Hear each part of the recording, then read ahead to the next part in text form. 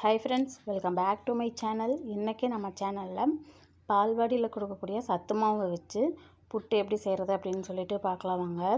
இது குழந்தைங்களுக்கெல்லாம் இந்த மாதிரி புட்டு செஞ்சு கொடுத்தீங்கன்னா சூப்பராக சாப்பிடுவாங்க. ட்ரை பண்ணி பாருங்கள். ஃபஸ்ட்டு சத்து மாவு வேணுங்கிற அளவுக்கு எடுத்துக்கோங்க. எடுத்துகிட்டு மிதமான சூட்டில் வறுத்துக்கோங்க. லைட்டாக வறுத்துக்கோங்க. ரொம்ப வறுத்திங்கன்னா அடி பிடிச்சிடும். அதுக்கப்புறம் அதில் எடுத்து வச்சுட்டு லைட்டாக உப்பு ஆட் பண்ணிக்கோங்க. உப்பு ஆட் பண்ணிவிட்டு ஃபஸ்ட்டு தண்ணி ஊற்றுறதுக்கு முன்னாடி எல்லாத்தையும் இந்த மாதிரி மிக்ஸ் பண்ணிக்கோங்க.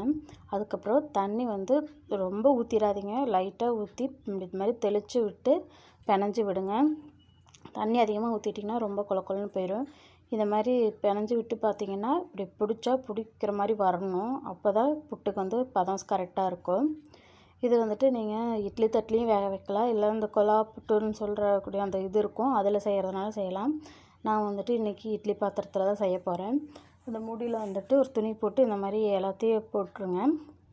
போட்டுட்டு மூடி வச்சுருங்க. இது கரெக்டாக பார்த்திங்கன்னா 15லேருந்து 20 நிமிஷம் நல்லா வேகணும். இப்போ பார்த்திங்கன்னா நல்லா வெந்துருச்சு. எடுத்துக்கலாம். பார்த்திங்கன்னா நல்லா உதிரியாக சாஃப்டாக வெந்துருந்துச்சு.